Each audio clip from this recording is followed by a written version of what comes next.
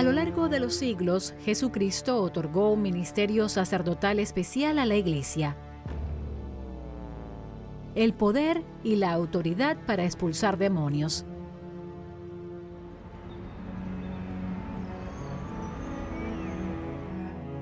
En la era de la tecnología y la ciencia, no hay lugar para los sucesos sobrenaturales. Pero cuando la psiquiatría no puede ayudar y la ciencia se retira, la gente acude en busca de ayuda a la Iglesia. En este episodio especial te presentaremos al padre Cesare Trucchi, un sacerdote cuya profesión es ser exorcista. Padre Cesare, muchas gracias por acompañarnos hoy. ¿Hay aún hoy necesidad de saber acerca del exorcismo? Por supuesto. De hecho, puedo decir que tenemos un aumento en la necesidad de exorcistas en todo el mundo. Porque, por ejemplo, en el lugar en el que vivo ahora, en Suiza, la semana pasada recibí una llamada telefónica de alguien de Alemania que necesitaba hablar conmigo porque no había encontrado un solo exorcista en todo su país. La semana anterior me llamaron desde Suiza, desde otra diócesis, porque tampoco disponen de exorcista alguno. Tengo personas que vienen de Italia o Lausana, cerca de Francia, porque soy exorcista. Por lo tanto, si existiera la posibilidad de que hubiera más sacerdotes formados en este tema, obviamente nombrados por su obispo, habría menos gente viajando por el mundo para encontrar un sacerdote que les diera las bendiciones.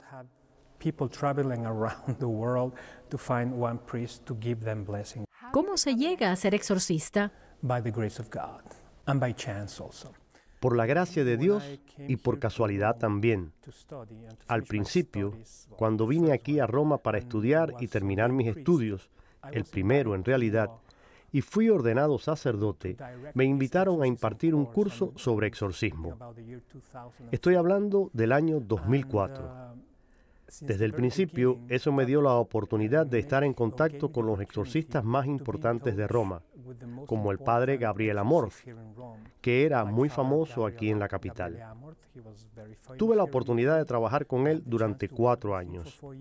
Y también, por ejemplo, al padre Francesco Bamonte, que es en realidad el presidente de la Asociación Internacional de Exorcistas. Así que tuve la oportunidad de ponerme en contacto con este y otros exorcistas, lo que me llevó a participar en este hermoso ministerio. Al principio solo estaba ayudando, pero me contactaron nada más salir de Roma, recién nombrado sacerdote misionero, en la primera semana que estuve en una comunidad italiana de Suiza. Fue una persona austríaca que me conocía, porque en internet, como sabes, si pones exorcismos, sale mi nombre, Cesare Trucchi. Necesitaba un exorcismo, así que le pregunté a mi obispo y me nombró exorcista. Así es como comencé a formar parte de esta realidad desde el comienzo del sacerdocio. Cuéntame una cosa, ¿qué cualidades debe tener un sacerdote para ser un exorcista, digamos, exitoso? Creo que necesitas diferentes cualidades, sobre todo las que se necesitan en el ritual del exorcismo. Se necesita ser un hombre piadoso, es decir, un hombre de oración. Se necesita ser un sacerdote con ciertos conocimientos, por lo que el sacerdote exorcista necesita, además de estudiar teología, estudiar psicología, que es muy útil en este oficio. De hecho, cuantos más conocimientos teológicos y de psicología tenga, mejor. Y la otra cualidad que necesita el ritual es la integridad moral. En una palabra, el sacerdote exorcista debe ser un hombre santo. ¿Cómo reconoces con seguridad que una persona está poseída? ¿Podrían creer que están poseídos y quizás, de algún modo, ser en realidad mentalmente inestables? Esa es una muy buena pregunta, porque cuando hablamos de exorcismo, en realidad es lo más importante. Eso se llama discernimiento, determinar si la persona está poseída o no. Se conoce como discernimiento de espíritus. Por eso, tener conocimientos sólidos de psicología, incluso algo de conocimientos psiquiátricos, ayudará mucho a los sacerdotes.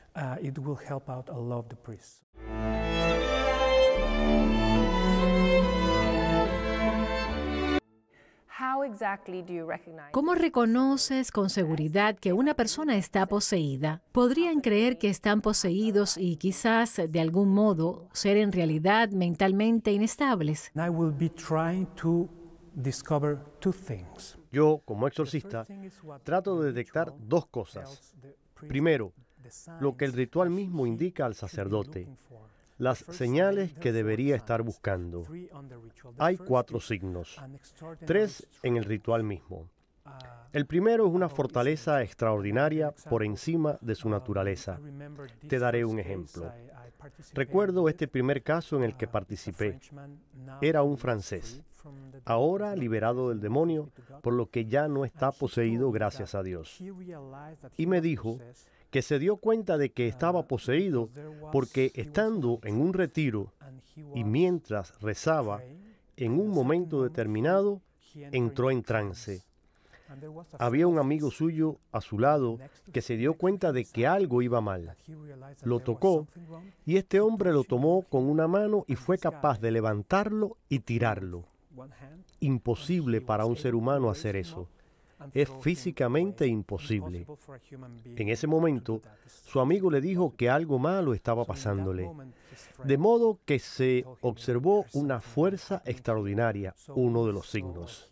El segundo signo es, como se llama, el del conocimiento de cosas ocultas o cosas lejanas. Te daré otro ejemplo. Conocí a una mujer sueca que en una ocasión, mientras hacía ejercicios espirituales, tuvo una visión cuando estaba recibiendo la bendición del sacerdote. En esta visión, vio la casa de su padre, que está aquí en Italia, y en una habitación de esa casa, que llaman la habitación azul, debajo del escritorio había una bolsa con agallas y tripas de animales. Cuando el sacerdote terminó la bendición, ella llamó de inmediato a su hermana en Italia, que vive en Sori, y le preguntó si podía ir a la habitación azul para ver si había una bolsa blanca con tripas de animal debajo del escritorio. Pero su hermana fue y no encontró nada. Entonces ella dijo, ¿puedes preguntarle a mi padre si había algo así? Ella contestó que de acuerdo. Fue a hablar con su padre y le preguntó sobre todo eso. A lo que el padre respondió que sí, que había una bolsa, pero que la había sacado ese mismo día porque cocinó su contenido para dar de comer a los patos. Nos encontramos con esa persona, esta mujer, que pudo ver algo que realmente sucedió en su casa un día antes, a 700 millas de distancia. Algo simplemente imposible para una persona corriente. Esto es un ejemplo del segundo caso. El tercero es hablar idiomas, lenguas muertas, como arameo o griego, por ejemplo, o saber o hablar árabe sin siquiera haberlo estudiado. El cuarto signo, que no está en el manual, es tener miedo ante cosas sagradas, como ante la Eucaristía. También es muy habitual cuando tienes a alguien que está poseído que no pueda entrar en una iglesia. Se sienten incómodos, no quieren estar allí. Se llama, en italiano, aversione al sacro. Esto es rechazo a las cosas sagradas. Estos son los 4 signos que busco para discernir si alguien está poseído o no. Como exorcista, ¿cómo sabes que has tenido éxito? Sé que siempre tengo éxito, en el sentido de que no soy yo, es Dios. Dios siempre tiene éxito. Cada bendición es eficaz. Toda bendición da libertad a la persona, pero desafortunadamente no todo exorcismo, o durante cada exorcismo, la persona será liberada del demonio. A veces necesitas años de bendiciones semanales o mensuales para que la persona sea liberada. Pero el sacerdote siempre tiene éxito, ya que Dios tiene éxito.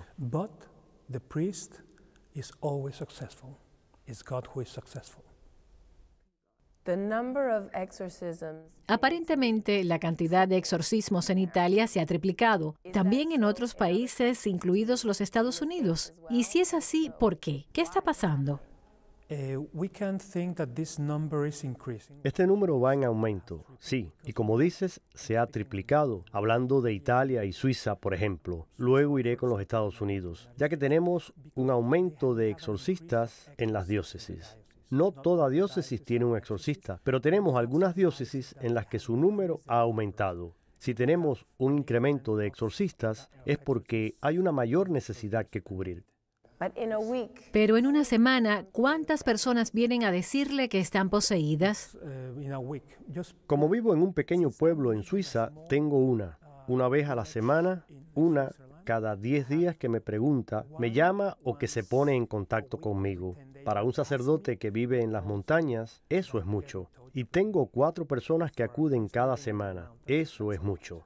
¿Tiene alguno que haga en solo una sesión o normalmente es necesario repetirse con constancia? No, eso no sucede. Es una oración continua. ¿Qué consejo le daría a alguien que siente que está poseído? ¿Qué deberían hacer? Deberían acudir a un sacerdote sin dudarlo. Para asegurarse de si realmente están endemoniados, deben ir a un sacerdote. Y luego este sacerdote, su párroco, los llevará a un exorcista si tienen en la diócesis. Si estás hablando de una persona que a lo mejor piensa que puede conocer a alguien y no quiere ir a un sacerdote, simplemente les digo, bueno, pues solo practica una buena vida cristiana.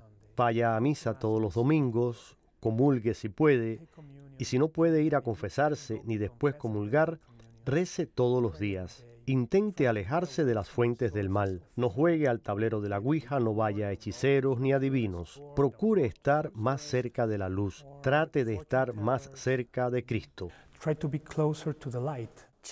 Los niños también pueden ser poseídos. ¿Cómo puede explicar eso?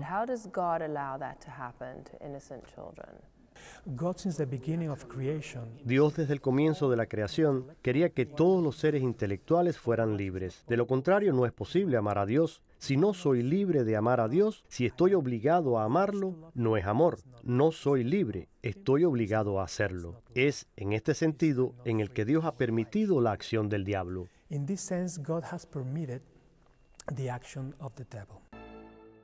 ¿Puedes llevarme por los pasos que probablemente recorrerías si yo fuera alguien que estuviera poseído?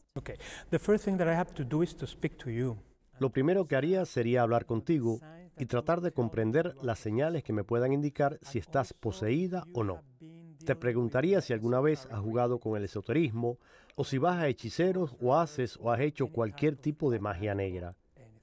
Entonces, una vez que discierno que probablemente puedas estar poseída por los signos que he descubierto en ti, pasaría a realizarte un exorcismo. Y te puedo decir una cosa. Si te invito a un verdadero exorcismo, te sentirás decepcionada, porque no verás gente volando alrededor. Quizás escuches a gente hablando en lenguas, gritando, pueden estar nerviosos. Normalmente, fenómenos como los que se ven en la película El Rito o El Exorcista son realmente difíciles que sucedan en un exorcismo normal. Suceden algunos, pero no todos. Si he de realizar un exorcismo, utilizo 4 instrumentos. La estola, que tiene que ser morada. Se necesita una estola porque representa el poder sacerdotal que Cristo ha confiado a la Iglesia y tiene que ser muy larga, porque podrías necesitar ponerla durante un determinado momento del rito sobre los hombros de la persona, como un signo del poder sacramental, como el poder sacerdotal que viene sobre ti. Es como abrazarlo. Así se dice en el rito. La estola la llevo puesta desde el principio. Después tendría que coger el agua bendita. Este es el segundo elemento que tenemos. Su función es exorcizar con el agua que llevamos aquí dentro. Cualquier sacerdote puede hacer un exorcismo con el agua. Así que la primera cosa que hago es echarles agua bendita diciendo una oración. Me la echo sobre mí mismo y luego si hay gente a mi alrededor, también los bendeciré a ellos. Les pediré a nuestros ángeles guardianes que nos protejan, obviamente pidiendo a Dios que nos proteja, también por la intercesión de la Virgen María.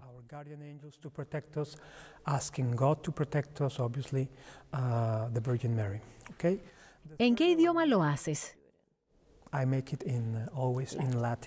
Lo hago siempre en latín. El tercer elemento es este crucifijo, cualquier tipo de crucifijo. El sacerdote puede tenerlo en sus manos y ponerlo en la parte posterior del endemoniado o en su cabeza. Habitualmente se lo doy a una persona. Puedes tocarlo, está bendecido por el Padre Amorth antes de morir. No me gusta mucho tocar a la gente, y si hay una persona que tiene un gran dolor de estómago durante un exorcismo, le digo que ponga el crucifijo en la parte en la que siente el dolor, sea en el vientre, en la cabeza, pero que la otra persona lo haga. Así que le doy un crucifijo a la gente. ¿Por qué es frecuente el dolor durante un exorcismo?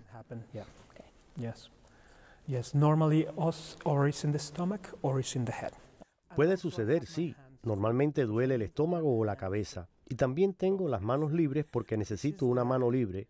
Bueno, en realidad necesito ambas manos libres. Este es el ritual, uno nuevo que se creó en el año 2000, y esta es la última edición de 2013, en latín desde el Vaticano. Aquí tenemos Ritus Exorcisti Major. Empiezas leyendo esto y a rezar al principio.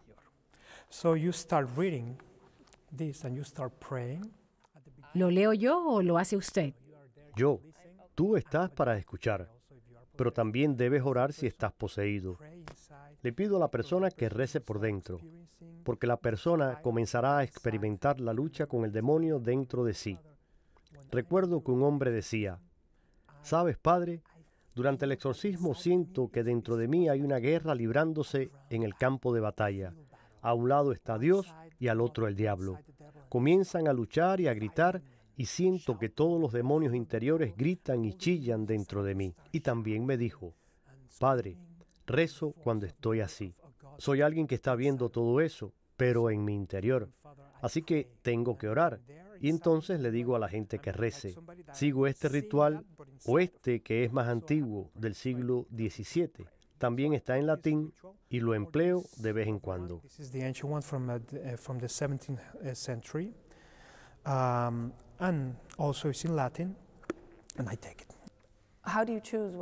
¿Cómo elige lo que va a leer? Hay un ritual. Comienzas con la página 1 y sigues. Entonces, y en este sentido, te decepcionarías, como te dije. Si te invito a un exorcismo, quedarás absolutamente decepcionada. Querrás ver no sé qué y no verás nada. Así que empiezas así: Ne reminiscaris Domine delicta nostra. De modo que no me olvides y no pienses en mis miserias. Quédate conmigo. Y después tienes una parte que dice que reces el Padre Nuestro en bajo hasta las palabras «Et ne nos inducas in tentationem». De modo que empiezo, pongo el agua bendita y luego todos hacemos la señal de la cruz. En el nombre del Padre, y del Hijo, y del Espíritu Santo. Recito un pequeño salmo y luego rezo en silencio. Y al rezar el Padre Nuestro, cuando llego a esto, «Et ne nos inducas in tentationem, sed libéranos e malo», recito otro salmo. Solo tengo que leerlo. Solo tengo que rezarlo. Cuando estás con la persona poseída, el exorcista comienza a hacer esto de inmediato. Solo tienes que leerlo y simplemente seguirlo como cuando celebras misa. A continuación leo lo siguiente: Dei demonium obsessum signo crucis. Ponte bajo la señal de la cruz. Imponen extremam partem stolam col eius. Pon la parte exterior de la estola en su cuello. Ponla, por favor. Así está escrito aquí y no me invento nada. Y luego, con mucha fe, en contentant in mania confidei dicat. Esto es para el sacerdote. Con mucha fe comienza esto. Exorcizamos te omnibus in mundi spiritus, etc. Y así seguimos. En determinados momentos tenemos estas cruces, por lo que normalmente puedes ponerlas mientras rezas. Por ejemplo, cuando dice en pectore, en fronte, ectitorum. Así que mientras leo y rezo tengo que hacer el signo de la cruz en la frente. Pero la del pecho no la hago porque no quiero problemas con nadie. Así que lo hago aquí, pero se refiere a la del pecho. Y luego todas estas señales de la cruz que tenemos a nuestro alrededor se hacen sobre la persona. Puedes hacerlo en la cabeza o puedes hacerlo en la espalda. Doy una recomendación a los exorcistas. No toquen demasiado a las mujeres. Eviten problemas.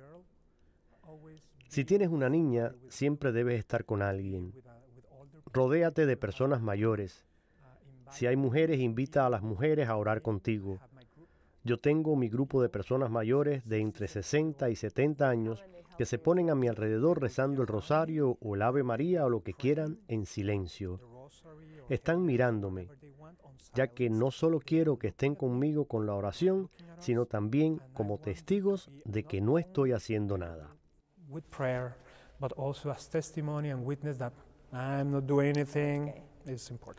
Es el año 2018.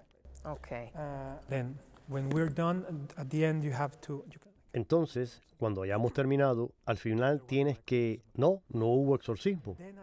Está bien. Puedes, más bien, debes hacerle al diablo alguna de las preguntas que podemos encontrar aquí. Las preguntas que debes hacerle al diablo para entender cómo llegó a poseer a esa persona.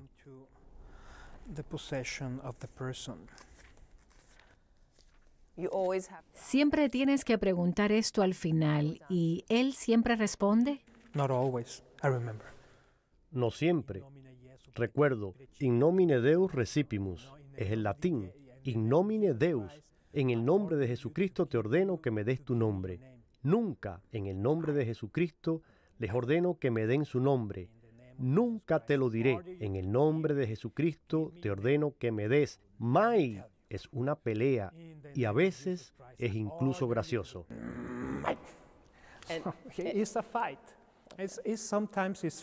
Pero la persona no se da cuenta de que están hablando así hasta después. A veces pueden tener un poco de conciencia, a veces no. Pero dices que siempre se tiene éxito, aunque podrían estar poseídos varios años.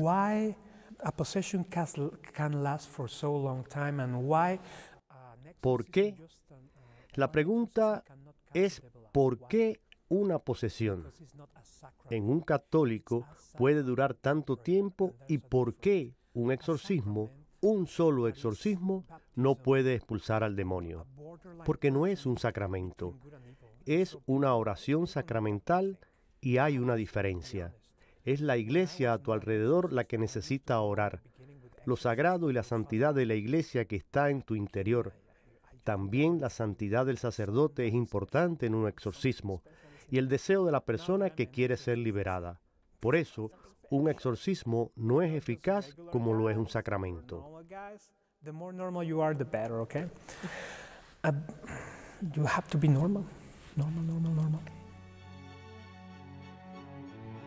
El padre Trucchi repitió varias veces que los exorcistas son personas muy normales, y tal vez sean normales, pero ciertamente con una responsabilidad y un poder extraordinarios que se derivan de Dios.